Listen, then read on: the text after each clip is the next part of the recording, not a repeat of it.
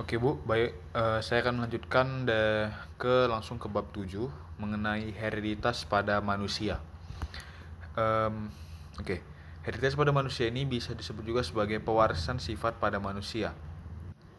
Pada manusia, setiap individu memiliki dua set kromosom, yaitu satu set berasal dari ibu dan satu set lagi berasal dari ayah. Setiap set kromosom ini membawa gen yang mengontrol berbagai sifat. Secara umum manusia memiliki 46 kromosom atau 23 pasang, di mana 22-nya itu kromosom autosom, eh, dan satu pasang lagi adalah kromosom seks yang menentukan jenis kelamin, yaitu X dan Y, ya, X dan Y. Untuk perempuan yaitu XX dan untuk laki-laki adalah XY. Oke, kita masuk ke poin pertama, yaitu adalah kromosom seks dan penentuan jenis kelamin. Kromosom seks adalah kromosom yang menentukan jenis kelamin individu. Yang seperti saya bilang tadi, kembali lagi perempuan XX dan laki-laki X dan Y. Ketika manusia berkembang biak secara seksual, sel telur yaitu dari ibu selalu membawa kromosom X. Sementara sperma yang dari ayah dapat membawa kromosom X atau Y, jadi bisa dua dia. Lalu jika sperma membawa kromosom X, maka keturunan akan menjadi perempuan, yaitu XX. Dan sebaliknya, jika membawa kromosom Y ini spermanya, maka keturunannya laki-laki atau XY. Oke, yang kedua adalah pewarisan sifat-sifat pada manusia. Pewarisan sifat pada manusia ini mengikuti prinsip-prinsip dasar genetika, seperti dominansi dan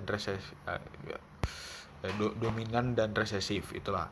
Lalu ada eh, namun ada juga beberapa fenomena lain yang lebih rumit lah, seperti kodominansi, pewarisan lewat kromosom seks, dan pewarisan sifat yang multifaktorial. Eh, ini ada beberapa juga contoh-contoh dari pewarisan sifat manusia. Pertama adalah pewarisan sifat dominan dan resesif. Yang pertama adalah sifat dominan yang akan muncul jika seorang memiliki minimal satu alel dominan. Lalu ada yang kedua sifat resesif, muncul jika individu mewarisi dua alel resesif atau homozigot resesif. Contohnya nih, bentuk wajah. Jika alel bentuk wajah bulat, atau kita misalkan saja itu sebagai B besar, dan dominan alel bentuk wajah loncong atau B kecil, ya, ini untuk resesif, B kecil untuk resesif, maka seseorang dengan genotip B besar B kecil atau B besar B besar akan memiliki wajah bulat. Sedangkan yang hanya B besar hanya akan memiliki wajah bulat. Oke. Lalu yang kedua ada pewarisan sifat kodominan. Pada sifat kodominan, kedua alel yang dominan diekspresikan secara bersamaan. Nah, masuk ke contohnya ini, yaitu yang pertama ada golongan darah. Golongan darah pada manusia ini mengikuti pola kodominansi tadi, di mana alel A dan B keduanya dominan. Oke, jika seseorang memiliki alel A dan B, maka golongan darahnya adalah AB. Oke. Yang ketiga yaitu ada pewarisan sifat seksual atau pewarisan melalui kromosom seks. Beberapa sifat seperti hemofilia, buta warna diwariskan ini melalui kromosom X, dan ada beberapa lagi lah. Lalu karena laki-laki hanya memiliki satu kromosom X, jadi kan satu X satu Y, mereka lebih rentan terhadap penyakit genetik terkait dengan kromosom X seperti tadi buta warna. Sebaliknya, perempuan harus mewarisi alel resesif pada kedua kromosom X agar memiliki sifat tersebut. Contohnya lagi ada buta warna. Ini merupakan sifat resesif yang diwariskan dari kromosom X. Jika laki-laki ini memiliki alel untuk buta warna di kromosom X-nya, ia akan menderita buta warna. Jadi kalau misalnya salah satu pun itu, pasti dia buta warna. Namun kalau untuk perempuan, harus kedua-duanya itu dia buta warna untuk kromosomnya. eh supaya dia, kalau dia dua-dua itu baru dia buta warna, kalau salah satu itu masih carrier. Lalu ada keempat, ada pewarasan sifat multifaktorial ya, multifaktorial. Beberapa sifat ini dipengaruhi oleh banyaknya gen dan juga faktor-faktor lingkungan. Sifat-sifat ini nggak bisa tuh diprediksi dengan cara yang sederhana, seperti sifat yang dari satu gen gitu loh, sifat yang dari dipengaruhi oleh satu gen. Masuk contohnya aja, yaitu ada tinggi tinggi badan, berat badan, maupun rentan terhadap penyakit apapun gitulah, seperti diabetes atau hipertensi. Itu merupakan tadi itu contoh sifat multifaktorial.